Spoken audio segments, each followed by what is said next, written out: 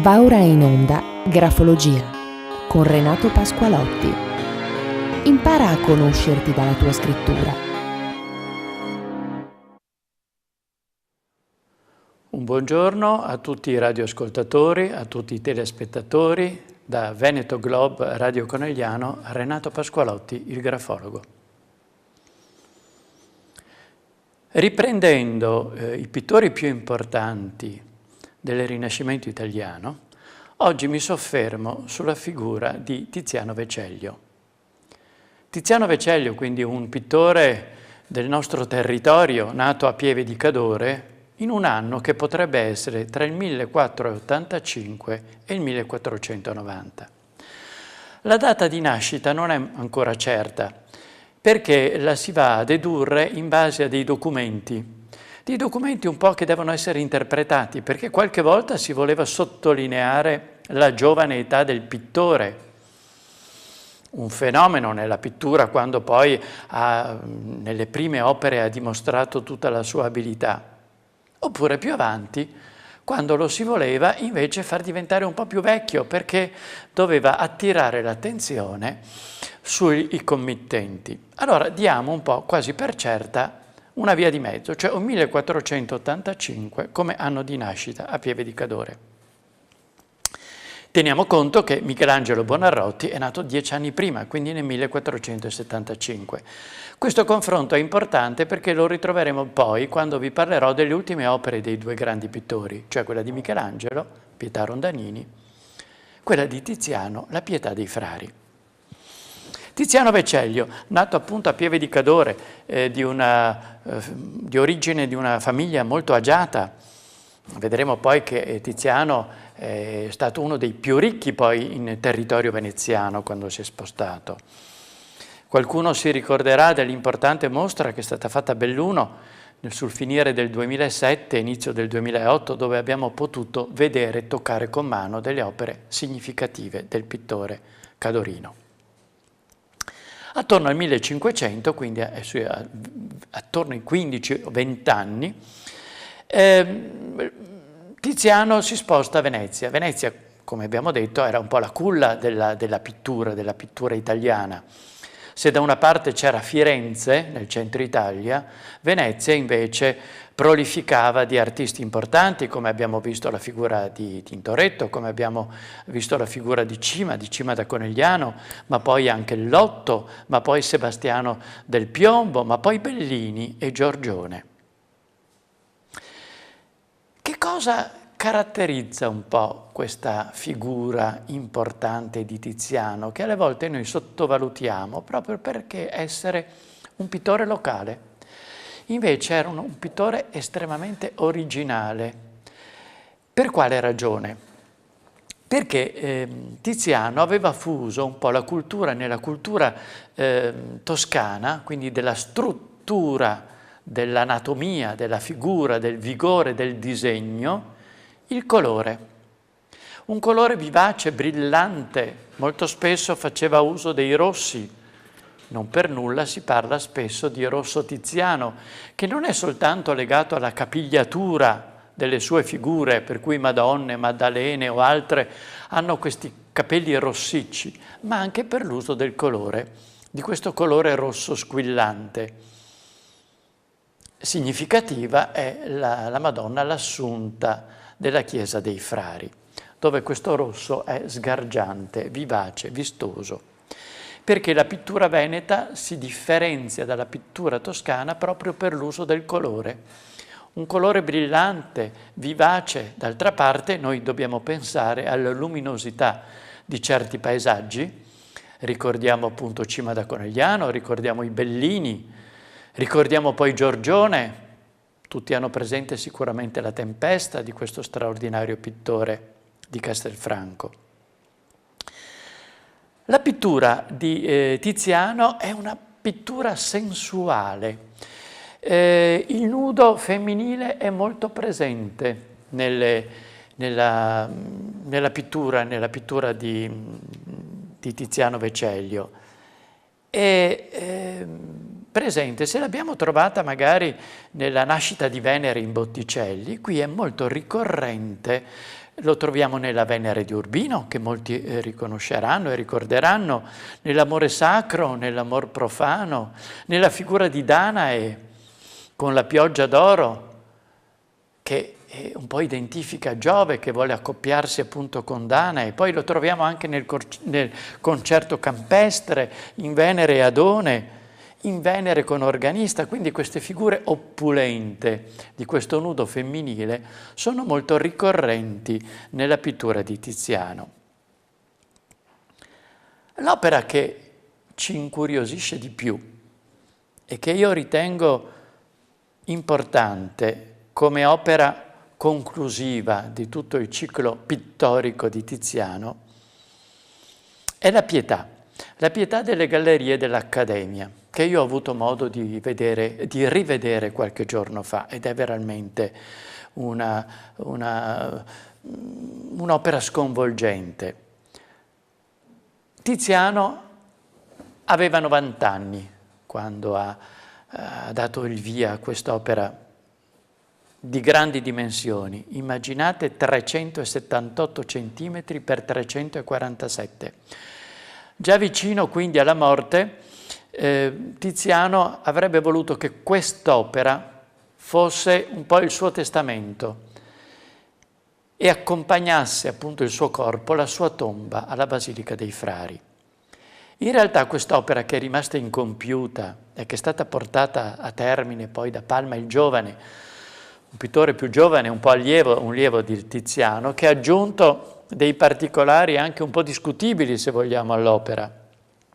Ecco, questa Pietà è significativa perché? Perché ha tutto il vigore di un pittore, di un artista che è arrivato alla fine della sua cultura, del suo operare. Lo raffrontiamo alla Pietà Rondanini di Michelangelo, l'ultima opera scultorea di Michelangelo.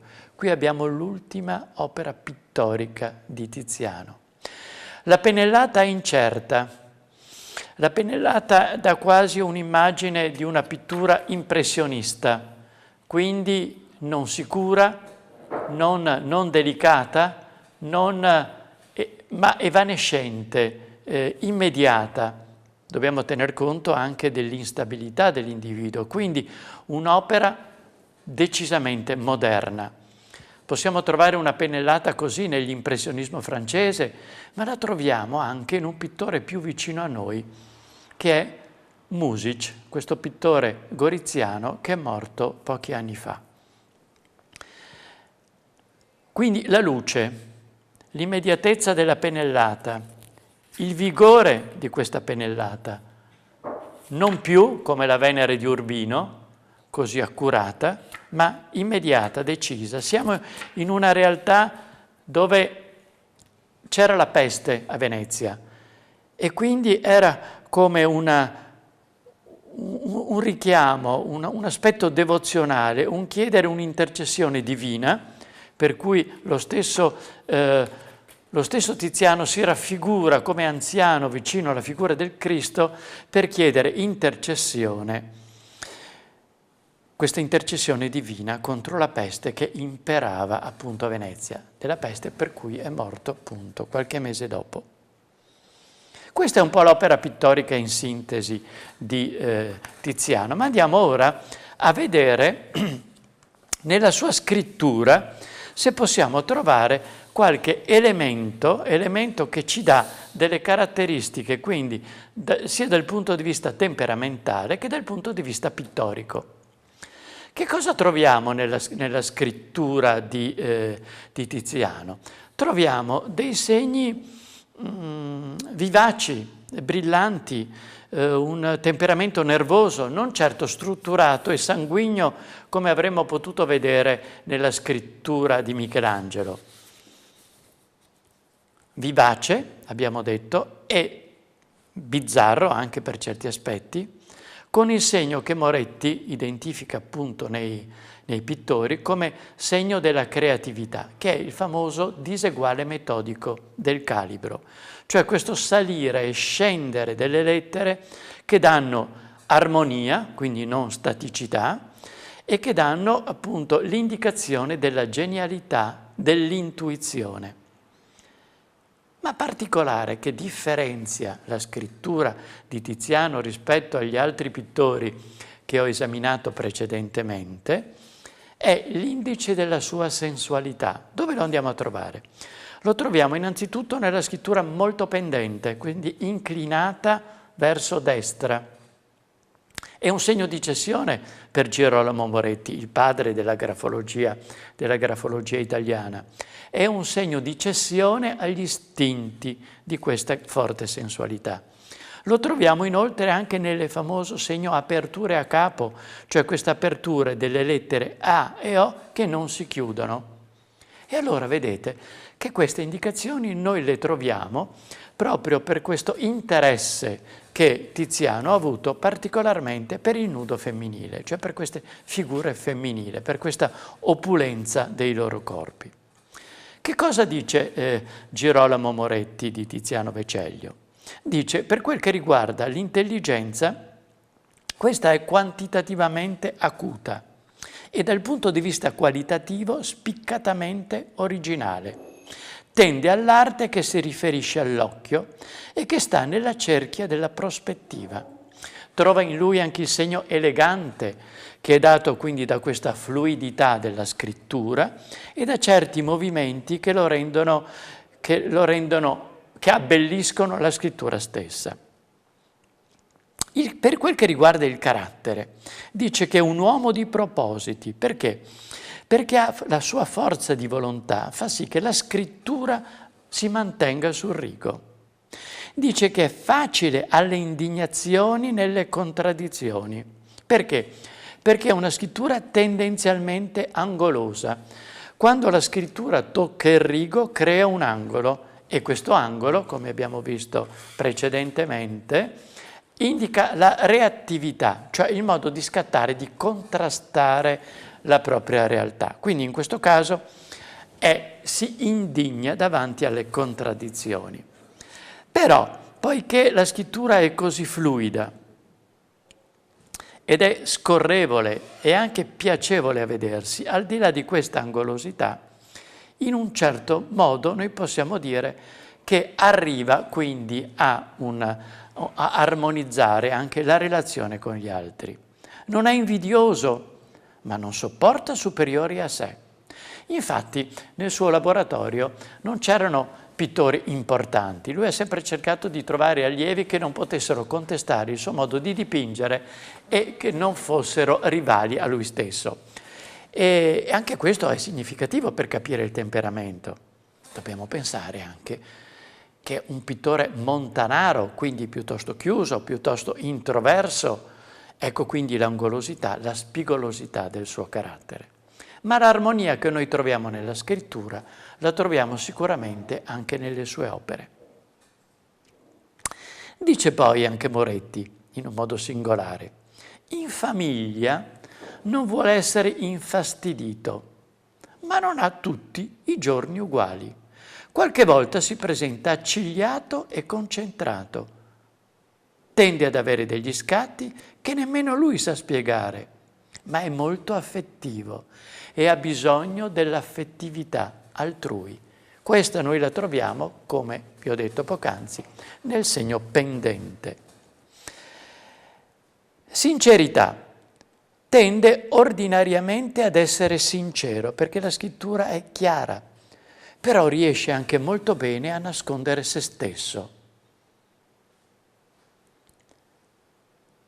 Perché? Perché abbiamo una scrittura angolosa, quindi che si ritrae, che si chiude in se stesso, quindi questo atteggiamento di introversione di cui vi ho parlato.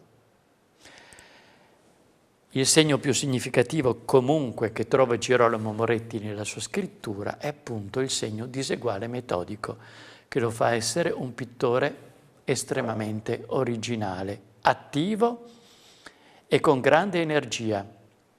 Accomuna all'energia questa di Michelangelo, teniamo conto che entrambi sono morti attorno ai 90 anni, quindi dando una espressione di sé in 1000 opere con una grande, altissima creatività.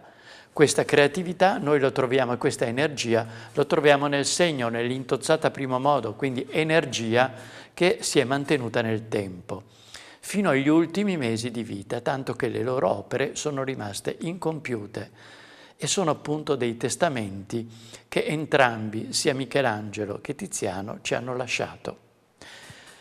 Con questo io vi saluto, ritornerò con il prossimo incontro a parlarvi ancora di altro pittore del Rinascimento italiano.